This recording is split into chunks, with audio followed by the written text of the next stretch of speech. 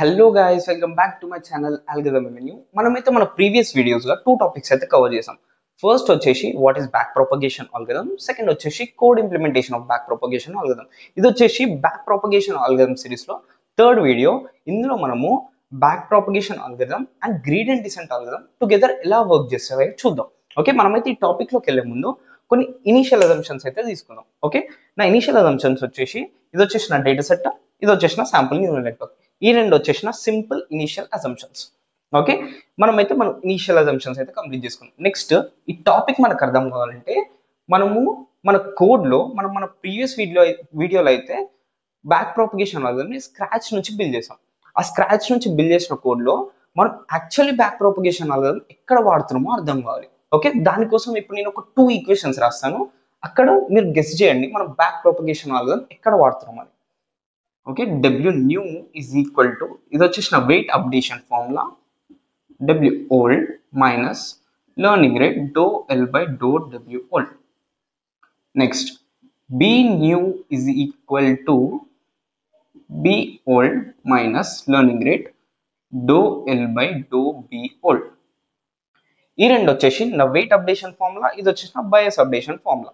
ఇప్పుడు ఇక్కడ మనకి బ్యాక్ ప్రొపగేషన్ ఆల్గరిథం వాడడానికి స్కోప్ ఉన్న టర్మ్ ఏంటి? ఇది. ఓకే, ఈ పార్షియల్ డెరివేటివ్ దగ్గర మనం అయితే మన బ్యాక్ ప్రొపగేషన్ ఆల్గరిథం అనేది వాడతాం. ఓకే, మీకు ఒక డౌట్ కూడా రావచ్చు, ఈ పార్షియల్ డెరివేటివ్స్ దగ్గర మనం యాక్చువల్లీ బ్యాక్ ప్రొపగేషన్ ఆల్గరిథం ఎలా యూజ్ చేస్తున్నామని. ఓకే, దాన్ని అయితే అది అర్థం కావాలంటే మనకి ఫస్ట్ ఒక 2 కాన్సెప్ట్స్ అయితే అర్థం కావాలి. ఫస్ట్ వచ్చేసి లాస్ ఫంక్షన్, నెక్స్ట్ వచ్చేసి gradient.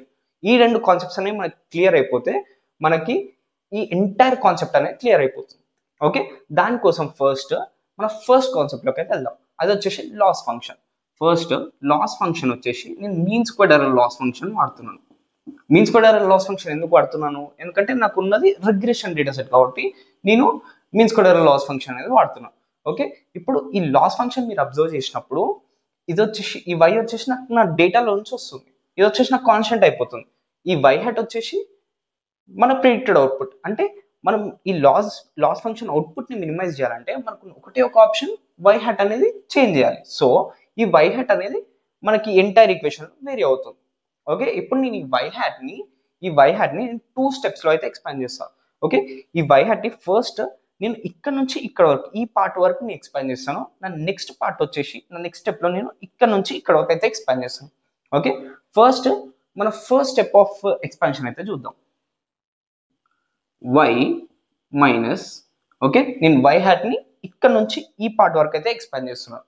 Okay, y minus O11 అంటే ఈ నోడ్ అవుట్పుట్, O11 వచ్చేసి ఈ నోడ్ అవుట్పుట్ మల్టిప్లైడ్ విత్ ఈ నోడ్ కున్న వెయిట్. ఓకే, ఈ కనెక్షన్ కున్న వెయిట్ W211 ప్లస్ ఇక్కడ నుంచి ఈ వెయిట్. ఓకే, ఈ వెయిట్ అండ్ ఈ నోడ్ అవుట్పుట్ ఈ రెండు అయితే నేను ఇక్కడ యాడ్ చేస్తున్నాను.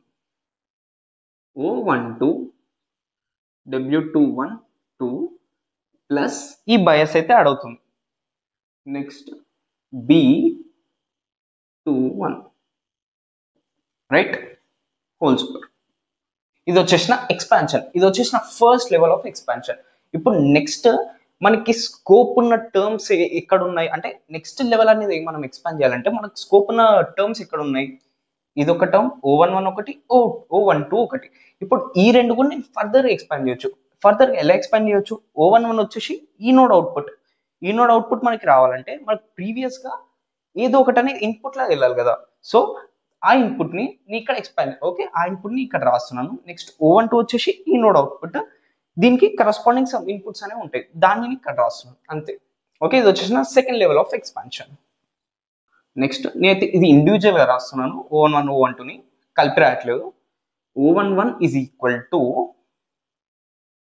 O11 అంటే ఈ node output xi1 multiplied with this weight 11 plus xi2 ఈ కనెక్షన్ xi2 W121 ప్లస్ ఈ బయాస్ అనేది యాడ్ అవుతుంది. ఈ బయాస్ వచ్చేసి B1. ఓకే, ఇది వచ్చేసిన O11. నెక్స్ట్ నా O12 ఎక్స్పాన్షన్ వచ్చేసి xi1 w1 1 2 plus xi2 multiplied with this weight w2 2 1 plus b12. Okay, ఇది వచ్చేసిన O11, ఇది వచ్చేసిన O12. ఇప్పుడు నేను ఈ O11ని ఈ ప్లేస్లో సబ్స్టిట్యూట్ చేసి O12ని ఈ ప్లేస్లో నేను సబ్స్టిట్యూట్ చేశాను అనుకోండి, మీకు అప్పుడు లాస్ ఫంక్షన్ అనేది డిపెండ్స్ ఆన్ 9 ట్రైనబుల్ పారామీటర్స్ అని మీరు ఒకటి అబ్జర్వ్ చేయొచ్చు. ఓకే, ఏం లేదు, జస్ట్ O11 ప్లేస్లో ఈ ఈక్వేషన్ అనేది సబ్స్టిట్యూట్ చేయండి, O12 ప్లేస్లో ఈ ఈక్వేషన్ అనేది సబ్స్టిట్యూట్ చేయండి. ఓకే, ఈ ఎంటైర్ ఈక్వేషన్ అనేది సబ్స్టిట్యూట్ చేయండి. అప్పుడు కాన్స్టెంట్స్ ని సైడ్ కి పెడితే మనకి వేరే అయ్యే పారామీటర్స్ వచ్చేసి 9 ట్రైనబుల్ పారామీటర్స్ ఉంటాయి. ఓకే, అంటే ఆ 9 అంటే ఈ యొక్క లాస్ వాల్యూ అనేది మనకి 9 ట్రైనబుల్ పారామీటర్స్ మీద డిపెండ్ అయి ఉంటుంది. ఓకే, ఇది వచ్చేసి మన లాస్ ఫంక్షన్ కాన్సెప్ట్. ఇప్పుడు నెక్స్ట్ సెక్షన్ ఆఫ్ ద వీడియోలో మీకైతే ఒక గ్రాఫ్ అనేది ప్లాట్ చేసి చూపిస్తాను. ఎస్, మనమైతే మన ప్రీవియస్ సెక్షన్ ఆఫ్ ద వీడియోలో సక్సెస్ఫుల్ గా ప్రూవ్ చేసాం మన లాస్ ఫంక్షన్ అనేది 9 ట్రైనబుల్ పారామీటర్స్ మీద డిపెండ్ అవుతుందని. ఇప్పుడు మనం ఒక చిన్న గ్రాఫ్ అనేది ప్లాట్ చేద్దాం. ఓకే, ఇది వచ్చేసిన స్మాల్ ప్లాట్, లెట్స్ సే ఇది వచ్చేసిన గ్రాఫ్. ఓకే, నేను జస్ట్ ఒక శాంపుల్ గ్రాఫ్ అనేది ఇస్తున్నాను. ఇప్పుడు మనకు వచ్చేసి లాస్ ఫంక్షన్ 9 ట్రైనబుల్ పారామీటర్స్ మీద డిపెండ్ అవుతుంది. సో మనకి 9 డైమెన్షనల్ స్పేస్ లో ఆ గ్రాఫ్ అనేది ప్లాట్ అవుతుంది. మనం ఆ 9 డైమెన్షనల్ స్పేస్ ని మనం ఇమాజిన్ చేసుకోలేము కాబట్టి నేను ఫర్ సింప్లిసిటీ నేనైతే ఒక 3 డైమెన్షనల్ స్పేస్ లో ఆ గ్రాఫ్ అయితే ప్లాట్ చేశాను. ఓకే, లెట్స్ సే ఈ 3 డైమెన్షనల్ స్పేస్ లో మన గ్రాఫ్ ఇది. ఓకే, ఇప్పుడు ఈ చుట్టూ ఉన్నాయని మనకి 9 డైమెన్షనల్. ఓకే, ఇవి వచ్చేసి మన ఆల్ ట్రైనబుల్ పారామీటర్స్. ఓకే, ఇవి వచ్చేసి మన అన్ని trainable parameters and loss combine with loss. Okay, ఇప్పుడు మీకు ఈ కాన్సెప్ట్ అనేది ఎక్స్ప్లెయిన్ చేసే ముందు, ఈ గ్రాఫ్ అనేది ఇన్ డీటెయిల్ గా ఎక్స్ప్లెయిన్ చేసే ముందు ఫస్ట్ మనకి డిఫరెన్షియేషన్ అండ్ గ్రేడియంట్ ఈ రెండు కాన్సెప్ట్స్ మీద మనకి ఒక బేసిక్ ఐడియా అనేది రావాలి. అంటే మనకి బేసిక్ డిఫరెన్స్ అనేది తెలుసున్నారు. ఫస్ట్ మనకి డిఫరెన్షియేషన్ వచ్చేసి, మీరు డిఫరెన్షియేషన్ ఎప్పుడు చేస్తారంటే మీ ఫంక్షన్ అనేది it is dependent only on the single variable. Okay, మీరు డిఫరెన్షియేషన్ ఎప్పుడు చేస్తారంటే మీకు ఫంక్షన్ అనేది ఒక సింగిల్ వేరియబుల్ మీద డిపెండ్ అయి ఉన్నప్పుడు మీరు డిఫరెన్షియేషన్ అనేది చేస్తారు. అదే మీరు గ్రేడియంట్ అంటే పార్షియల్ డిఫరెన్షియేషన్ ఎప్పుడు చేస్తారంటే మీ ఫంక్షన్ అనేది which is dependent on multiple variables, అంటే మన ఫంక్షన్ మల్టిపుల్ వేరియబుల్స్ మీద డిపెండ్ అయి ఉన్నప్పుడు మీరు పార్షియల్ డెరివేటివ్ అనేది క్యాలిక్యులేట్ చేస్తారు. ఆ పార్షియల్ డెరివేటివ్ ని మనము గ్రేడియంట్ అని అంటున్నాం. ఓకే, ఆ పార్షియల్ డెరివేటివ్ ని మనం గ్రేడియంట్ అని పిలుస్తున్నాం. ఓకే, ఇప్పుడు మీరు ఒక చిన్న గ్రాఫ్ అనేది తీసుకోండి. ఇది వచ్చేసిన ఎక్స్ స్క్వేర్ గ్రాఫ్. ఇప్పుడు నేను దీనికి పార్షియల్ డెరివేటివ్ అనేది క్యాలిక్యులేట్ చేసినప్పుడు మనకు వచ్చేది 2x అనేది వస్తుంది. ఓకే, 2x అనేది వస్తుంది. ఇప్పుడు నేను x అనేది 1 సబ్స్టిట్యూట్ చేసినప్పుడు మనకి వాల్యూ వచ్చేసి 2 వస్తుంది. రైట్, అంటే మనకి దీని నుంచి మనకి ఏం అర్థం కావాలంటే మనకి 1 unit change in x is causing 2 units change in y.